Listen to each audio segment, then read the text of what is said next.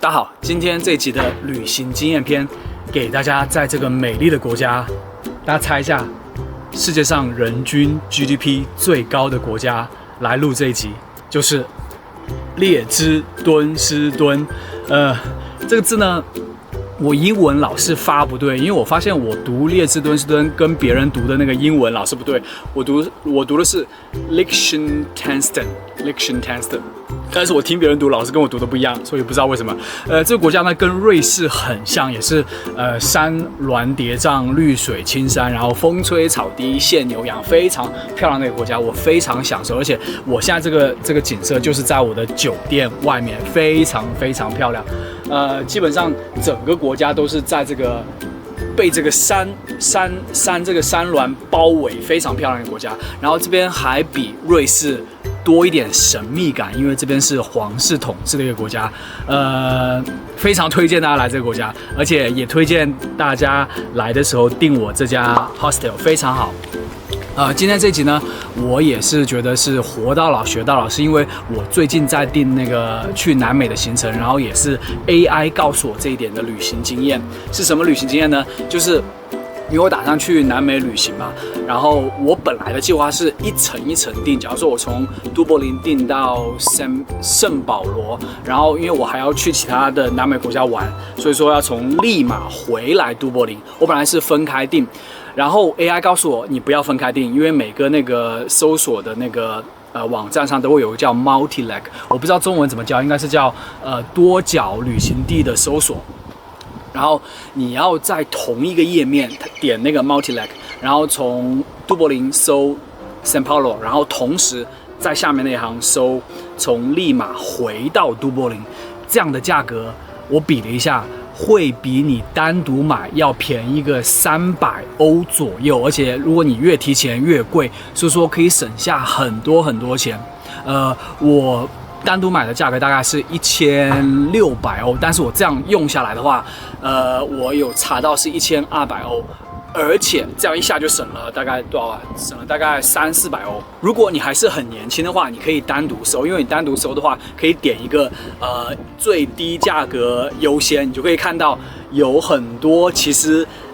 比这个收 multi-leg 更便宜的价格，但是它那个转了很多次机，像从都柏林飞 São Paulo， 它可能是从都柏林转到阿姆斯特丹，从阿姆斯特丹再转到里斯本，从里斯本再飞到圣保罗，回来也是一样，转了大概2趟到3趟，但是它那个也可以便宜下来，可能又可以便宜下来100欧。所以说，如果你不怕在旅途中折腾的话，你还是可以选单程，因为单程你可以看到。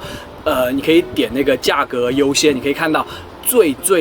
便宜的价格，所以你这样买的话，其实比你买 multi-leg 还便宜。但是如果你跟我一样，像是已经年纪大了，折腾不了了，在路上折腾几个小时好累，你就直接选 multi-leg， 然后那样订是最划算的，因为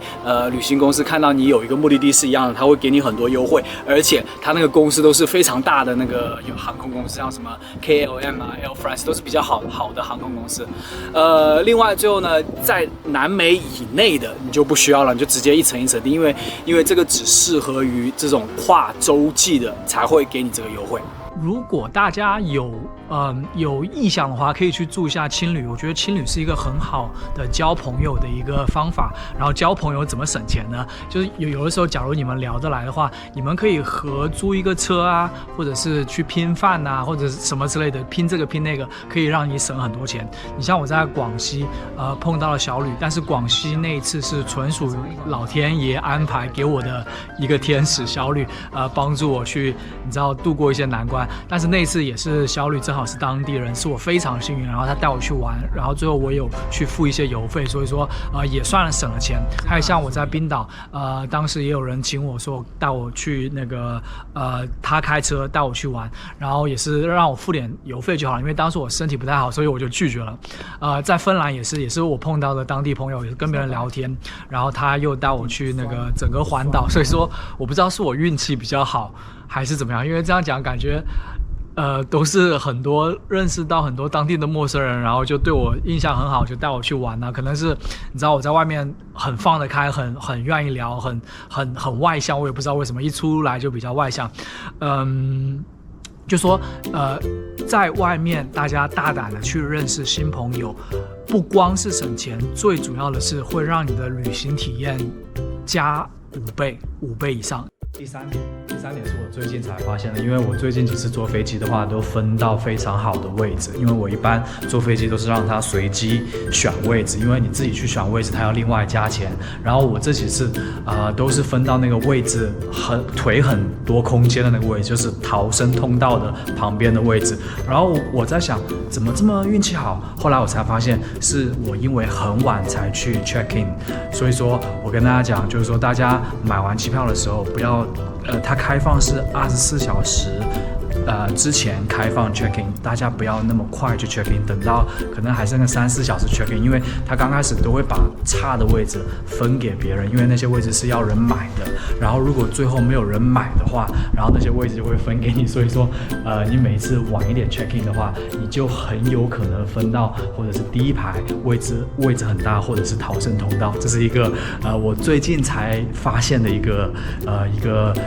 也算可以大家省钱嘛，因为如果大家要去买那个位置，好像要加大概要看你是飞长途还是短途，如果是短途的话，应该是要加6块钱还是12块钱，如果长途的话要加很多钱，因为我记得我爸妈还有我舅舅有来这边玩，然后我帮他提前订那个票，然后帮他们位置选在一起，好像3个人花多少钱呢？3个人一趟多花了2000块钱左右，所以说还是